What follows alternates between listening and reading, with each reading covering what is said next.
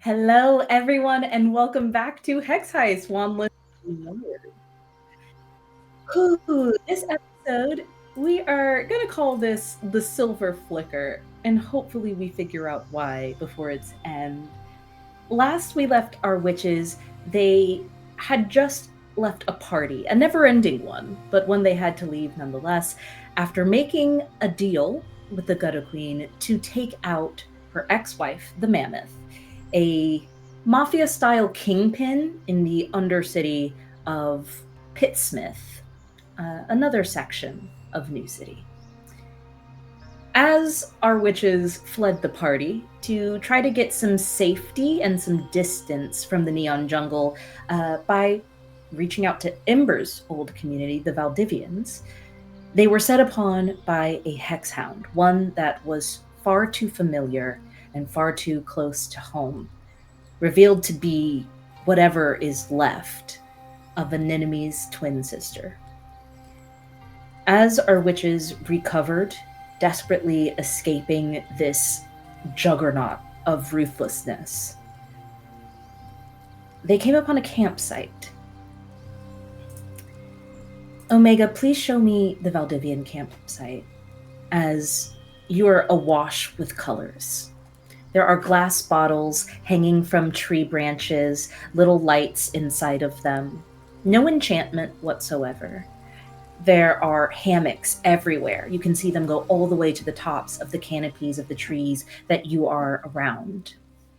You can hear the ocean nearby, which is odd because you hadn't gotten far enough into Fringe City to get toward the beach. It feels disorienting, but warm and welcoming. And last we had left off, the gang had been greeted by Voyelle Levy, a missing socialite from New City, who had been encouraged to flee an arranged marriage to Crispin Teal, the general of the Hexhound Initiative. She seems healthy, happy, and away from whatever situation was keeping her in that oppressive box. However, Voyelle's boisterous welcome did grab the attention of what seemed to be Ember's parents, two of them, anyway. As in Valdivia, you are raised by the whole village, really, but by a group of parents who share the load. Biology doesn't matter. Romantic attachment doesn't matter. They are your parents. You're very lucky, Ember, because your parents are very much in love. The two that you saw, Jude, warm smile, and Marion, they look to be in shock as they look at you. It's strange looking your parents in the eyes and seeing that they have not changed at all. Omega, please show me Ember. And before you can say anything to your parents, you hear your third parent. Booming voice, large stature, a laugh like a barking hyena. She stomps in front of Jude and Marion, hands on hips, and looks at you and says, "Well, it's the little spark. In the middle of an omittance. Now this I have to hear." Omega, please show me all three of Ember's parents. Ember, you're faced with them. Marion, the one who was always the more diplomatic one, leaning against Jude, your father, who has long, twisted locks, beekeeping age, silver wisps here and there, but it's more pepper than salt. And, of course, Yara, the disciplinarian and the outgoing one, the one who determined your omittance, which you would know as a shunning or a banishment of sorts to this community, something that needs to be undone by an amends making. Yara's smile is wide, and TJ is a little bit behind you, back a little bit, and goes, do you want me to, like, stay here and help, or? I would love your support, but I don't want to put in pressure on you. Support, right? No, I can do support. Yeah. Are you sure, TJ? Please show me TJ in this moment, as TJ kind of stands by you, but definitely behind and shying, and goes, "Hey, Mama Yara, I found Ember out by the hive and wasn't safe, so brought her and her friends back. That's cool, right?" Yara just continues to smile, and though it may have seemed warm and welcoming at first, you do know this smile well enough to know that she is waiting on an explanation, at the very least. What do you say, Ember, in this moment? I say, hey, mamas and papas. I was like, TJ was a lifesaver. I really wanted to come back and see you all. Should we all talk out here, or should we like go to y'all's homes and talk there privately? She said y'all's homes. Jude, it's not her home anymore. No. And your mother, Marion, starts to openly cry, and she's leaning on Jude's shoulder. She's always been very sensitive, and Jude just has an arm around her, and it's like, I know, no, that's not what she meant. It's okay. Hey, baby girl, how you doing? And then he looks up at Yara, who is like looking at him, and goes, "You're super shunned, so yeah, you should come back to our house." Yeah. And he's looking to Yara for confirmation. Yara crosses her arms and looks you up and down. Please give me a persuade check.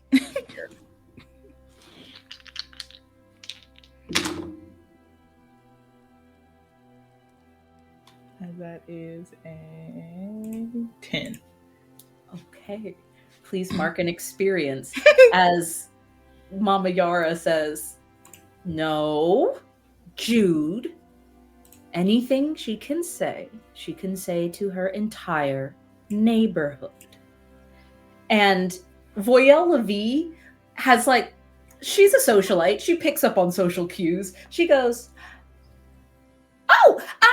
and friends, actually, I have been waiting for someone from home to come visit. I would love to show you my boudoir. It's so cute. It's a yurt. Can you believe that? So you come with me, and maybe we'll give them some privacy to talk about some things. Ember, when you're done, that is my place. And you do see it's like a big canvas, almost circus tent size yurt. It's huge. It is clearly far too big for anything that anyone has here. And there are people coming in and out, laughing, drinking. It's like her room is a constant party. And she goes, we're just gonna be over there. It's fine. Oh, I'm so happy. Oh, bye. Okay, bye. And she kind of goes to the side and is like, come on. We should give them some privacy. Does anyone want to put some pushback on that and try to stay with Ember? You do see that TJ is staying with Ember, so she does have some backup. Is there anything any of you are doing besides going with Voyelle? I think Callie would just Callie's kind of shook up. I'm not even gonna hold you, but a lot has happened in a very short amount of time. True. So I don't think Callie has the emotional capacity to deal with this right now. But Callie would make eye contact with Ember just to see if, like, yo, is it cool if I dip? Very much like, is Ember like? Or is Ember like... I know that Ember is not even looking at you guys because she's afraid if she looks away, she just gets zapped. Even though that she won't get zapped, but like the eyes are killer to her. Absolutely. Okay. There's no signal that you need to stay. Okay, cool. Then that's good enough for her. Like, she's that's like, good enough for her. Anyone else? Al or Anemone? Are you staying or heading off with Voyelle? I can tell you right now, if Callie's going with Voyelle, so is Howl. I think Al, like after seeing Ember's parents come out, and as like Voyelle has been talking, it's probably like, yeah, for sure. Yeah, boudoir. I think I'm gonna sit back. I'm gonna stay. Totally. Okay. Well, that's my place. Isn't it cute? Just you guys can come by anytime. If you need anything, let me know. There's a little water tank right outside. I put crystals in it for healing. So you can have some water. You can come in, and when you're ready, we'll all sit down and have a chat. Okay? We got to catch up. It's so good to see you all. And she's going to start leading Callie and Howl that way. Anemone, are you also going, or are you staying back? Definitely going. Definitely see plants, making sure, just in case. But right. yeah. Okay. They're like plants, but going. Okay. All right. Wonderful. So there are plenty of plants around. You can absolutely have a conversation later if you need to. Y'all head off with Voyelle. For now, we're going to focus in on Al, TJ, Ember, and your parents as they lead you over to not a structure at all because the weather has been nice. It's late summer here. They are all sleeping out in the open. They have bedrolls, some hammocks, and theirs is this very cozy section where 3 hammocks are tied to the same 4 trees in a little like triangle, so they can all talk and speak with each other before sleeping. There's a fire. There's plenty of logs. I do think that your father holds back while your 2 mothers probably sit. TJ kind of lingers awkwardly, hands in pockets, like just shifting weight from one foot to the other. Al, Ember, for just a moment, as people are taking their seats, you have a second to just yourselves. Are any words being shared? Ember, you know a lot about this community. It could be good to give a heads up to Al on some of the things you know. Al, if you have any words of encouragement, I would consider that a help on a future persuade if she uses that advice. Hey, Ember, you alright? Yeah, no. Yeah, fair. This is probably very intense, but it's gonna be so intense, especially publicly out here like this. It's not gonna be the best. For sure. Are there any like customs I need to be aware about, like hand gestures, words I shouldn't say, anything like that? I was like, that we do have tenets, and like one of them is like always make each moment count, and like so time moves like slow, like differently here. Just want to give you that heads up.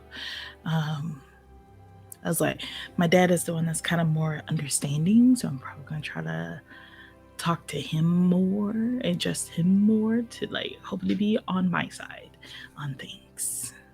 Okay. And I was gonna look like right in your eyes as he says this. Don't let him tell you you're not a good daughter. Thanks. They don't get to decide that. She like sniffles for a moment, trying to hold back tears at that statement. Thanks. Got this. Thanks for being here. Of course. And he'll just like take a step back, hands in his back pockets, just kind of chilling. TJ has now settled himself by the fire. 2 of your parents are sitting, Jude and Marion, and Yara is standing, pouring something out of a glass into everyone's, or not out of a glass, out of a pitcher into everyone's glass. She holds up 2 for each of you. Do you accept? Yes. Yeah. Okay. Yeah. Straight off the bat, as Yara hands them to you, she is, I remember this was your favorite. Very good. We make it here. It's delicious, as always. As she takes a sip. Thank you. So, if you've come home knowing you're in the middle of an omittance, it must be serious. Very, very serious. I don't even know where to begin. I do think that Yara is about to say something possibly hurtful.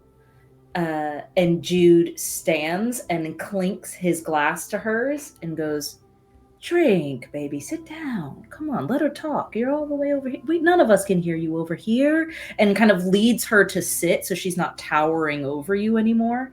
And he stays standing by your side when you join the fire. What do you say in this moment, or ask?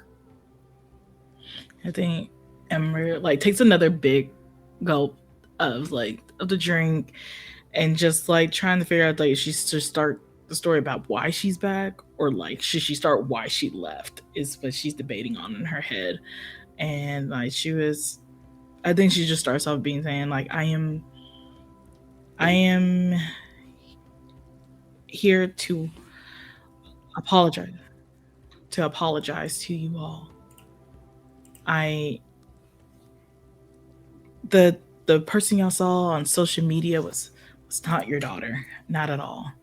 That was not me. I was under a spell and everything, but like I don't know what else I can say to apologize instead of being here at your feet to like ask for forgiveness on that. I went to a party to help out a friend, and I didn't know that there was like an ego spell happening, and then now I just ruined my relationship with you guys. Your mother, Marion, is still openly weeping and shaking her head.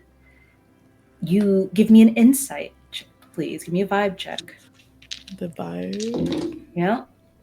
Oh, I got doubles. Okay. Should I be crazy and risk it? Because it's twos. Gamble. Let's go gambling. Triples game. On a total success, you see Marion weeping, which is normal. She is the most sensitive one. She practices a lot of empathy magic and therapy spells. So she's very in tune with everyone's emotional state most of the time.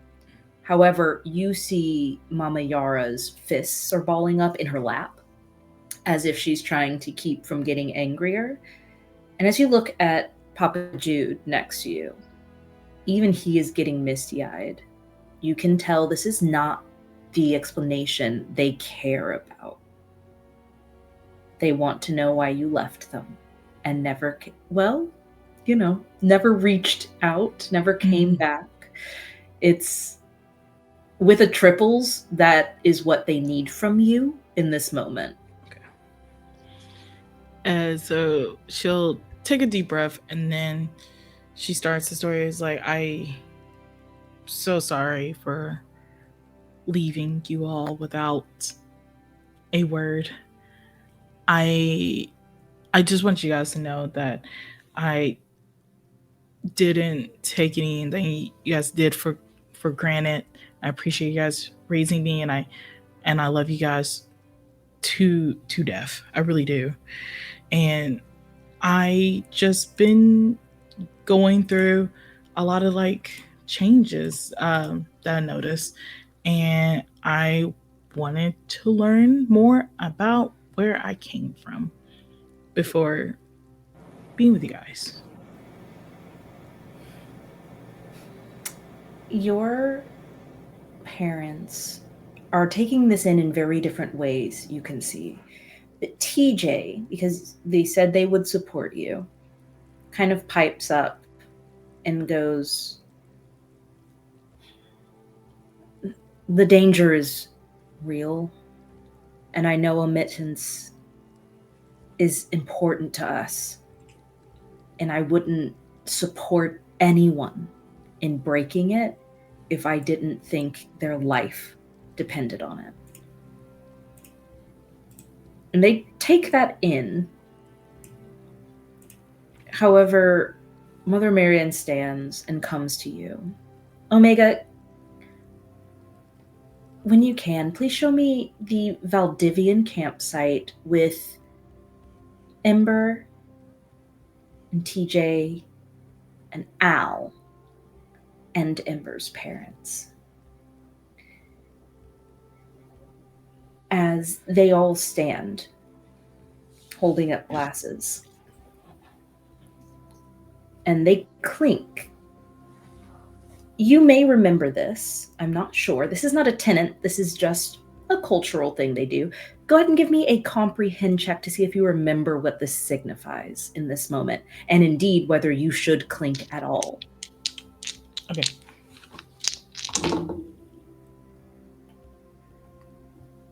An 11. Okay, on a mixed success. I see. Wonderful. You will get some true information and some untrue information here. You remember that this is a kind of like a toast of acceptance, but not like forgiveness. This is like the first step to opening the door. If you are toasting and then drinking together, it is kind of like opening the floor for people to air their grievances against you. Do you clink your glass here? And in fact, Al, do you also clink your glass, not knowing this information? I think I would, watching this, and be like, excuse me, I'm so sorry. I don't know if I should clink my glass. So Who are you asking? Ooh. Which TJ. parent or Okay, TJ. TJ goes, if you want her to get unomitted, you should clink the glass. Okay, yeah. And I'll clink his glass. Clinks. Okay, what about you, Ember? This is up to you. You can decide you don't want to hear their grievances and go from there, or you can let them say what they have to say. I think Ember want them to say what they have to say. Yeah, I just don't know if that means clinking glass or not clink glass. But It does. If you want to hear them out, you clink the glass. That's all. Okay, cool. Not clinking the glass would mean that you don't want to hear their questions further on that subject, and like what you've already said to this point is your plea for help, and they take that at face value. Okay, no, she wants to hear them out, so she'll clink. As soon as your Mother Marian drinks and sets down the glass, she comes up to you and takes both of your hands. Hers are much smaller than you, and this is the first time in your entire life, Ember, that you look the same age. Your mother has never changed. Your parents don't. Valdivians don't have to age if they live within the campsite. Time moves differently here, and healing magics are a wondrous thing. However, you've never been eye to eye with her like this. And she looks at you and says, "Why?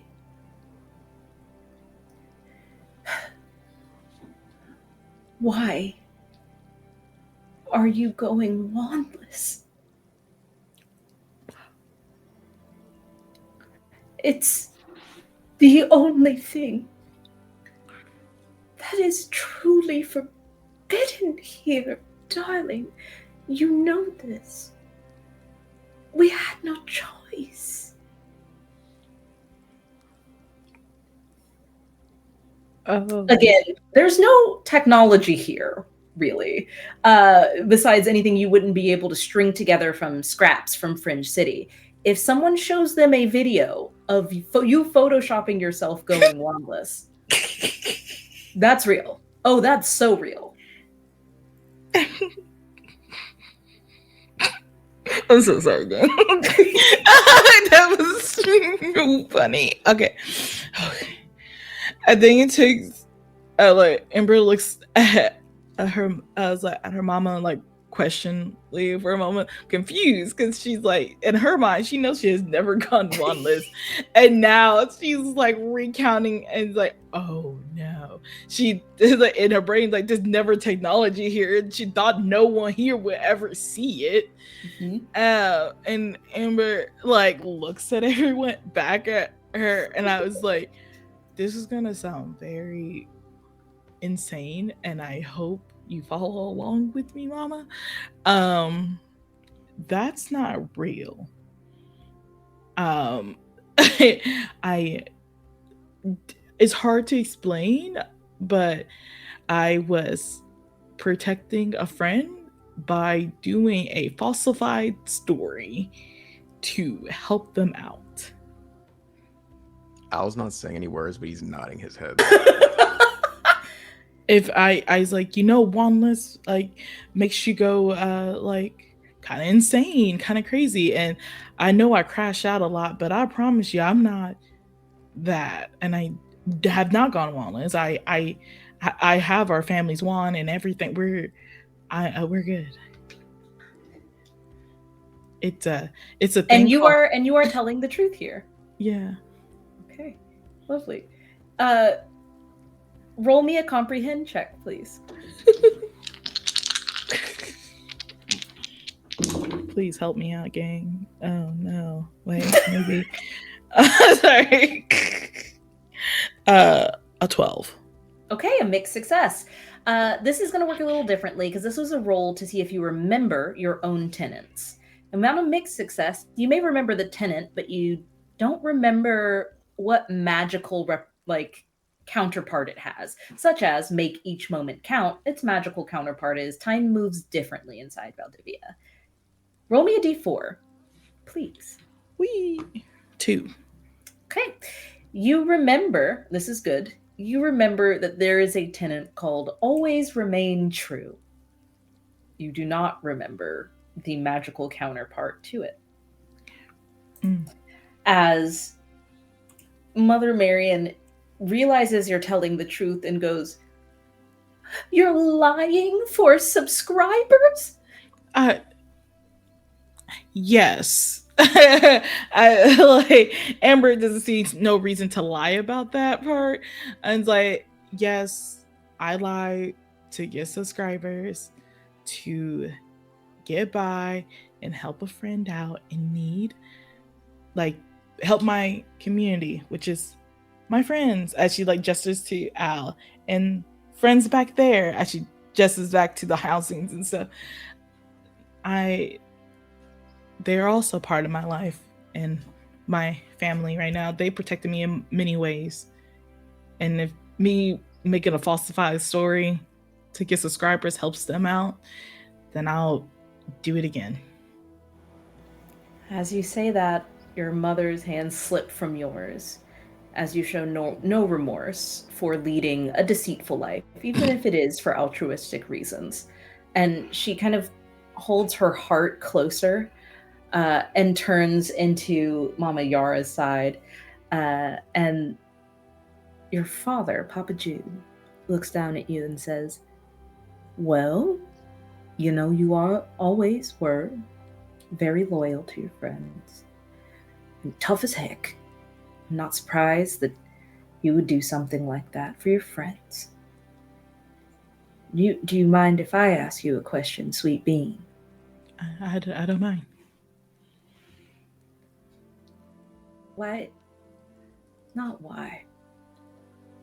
When did you decide that you weren't willing to do that for us?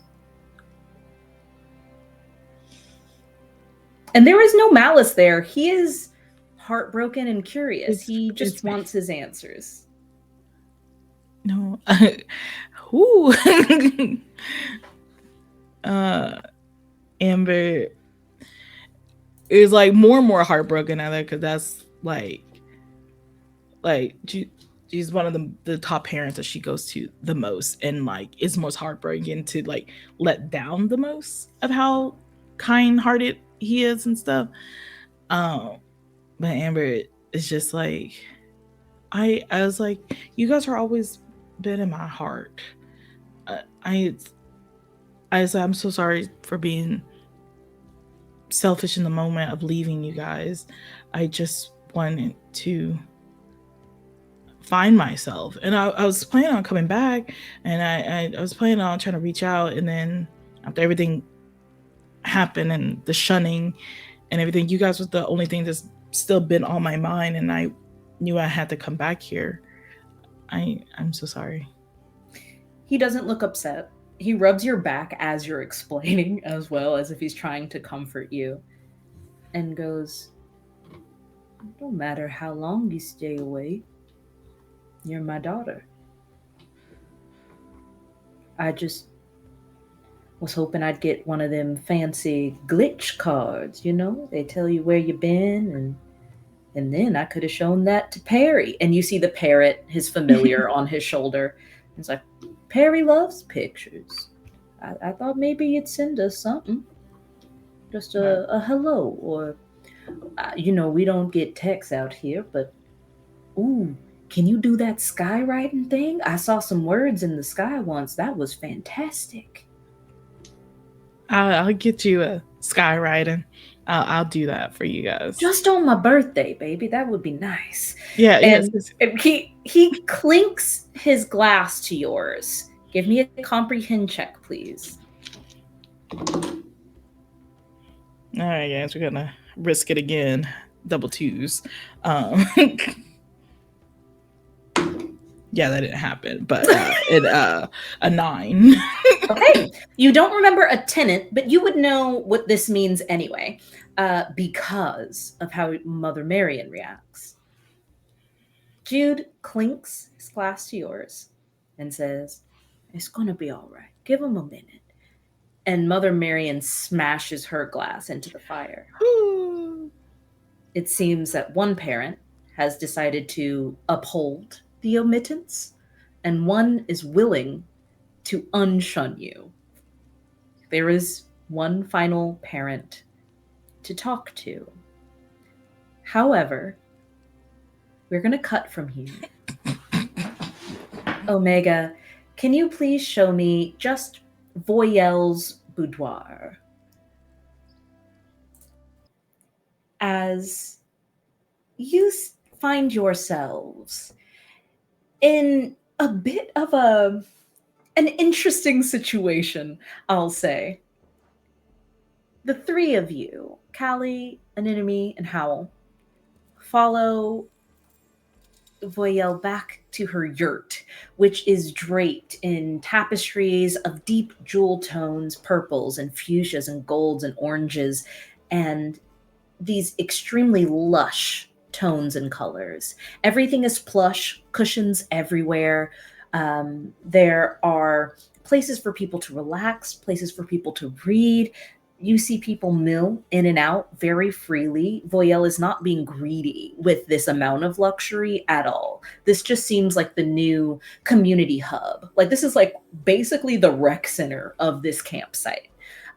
People are allowed to just be here, even though Voyelle does use it also for sleeping.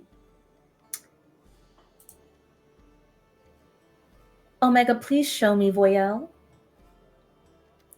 Please show me Callie, Anemone, and also Howl in this moment. As she sits down on a cushion and begins pulling out little cards as if she's going to divvy them out for you all to play a game. And she's just rambling. You know, leaving the city was the best thing I've ever done. It's like I've never actually breathed air until I was out of there. You know, it's just been so eye-opening and life-changing, and I'm really grateful that the Valdivians just let me be here, even though I have no magic and I don't know how to do spells, but they seemed really interested in the fact that I have a lot of money, which is nice, because that's really all I have. So I've just been taking care of them financially, and they've been letting me chill out here undetected for like weeks. It's been incredible. I'm so glad I fell off that bridge when I was trying to run away and fell into this campsite. So what have you guys been up to?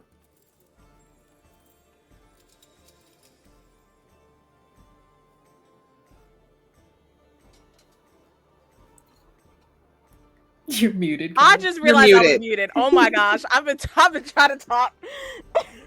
Callie is like, first of all, Callie is shell shocked. Callie's like, you fell off a bridge? I can't digest that information right now. We've been doing fine.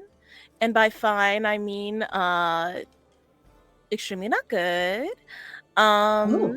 Yeah, I'm lots so of things are sorry. happening.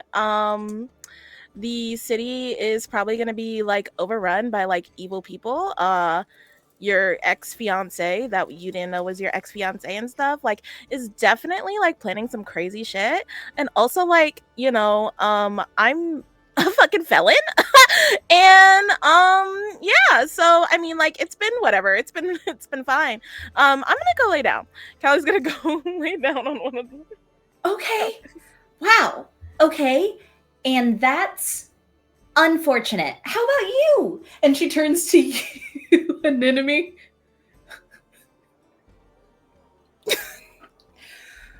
Well, to add on top of that, my twin, who I thought was dead, is not dead and actually is a hex hound who tried to attack me. So I'm not good either. So I think I might lay down too. Yeah. Yeah. Slay. Hey, you guy. Anything good happening to you? And she looks at Howl, and Howl goes, I was savagely ripped apart and pieced back together from the pieces of dead witches, and then sold to a demon prince who is only menially more kind to me than my actual maker. And Voyelle looks horrified and goes, you know what? Who wants some champagne? Okay. And she's gonna go grab a bottle to start pouring into, and goes, you know what? And that's okay. And sometimes the world falls apart, and that's okay. And she's like overfilling the glasses. Like she's clearly just been set into a panic by this. And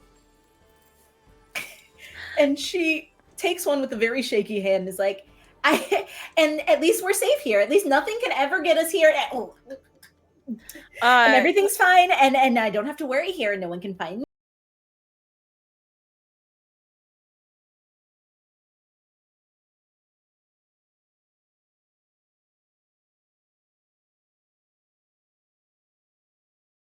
Like a, like a, like a, like. Can you still have the twin thing?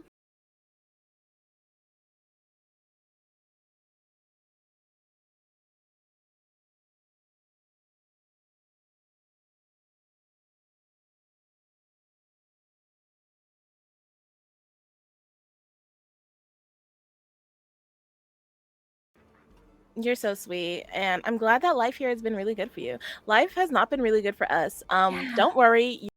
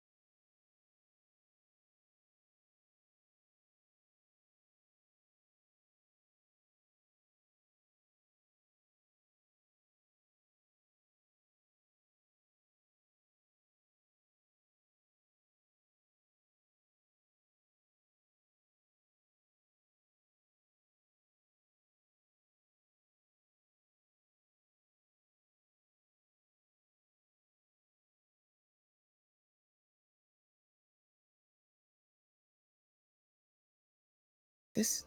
Sir, I will consider unwrapping you, but you have to drink this first, and brings the nozzle, the bottle to him. I'll always do what I'm told. I will. I swear I'll behave. Please don't hit me.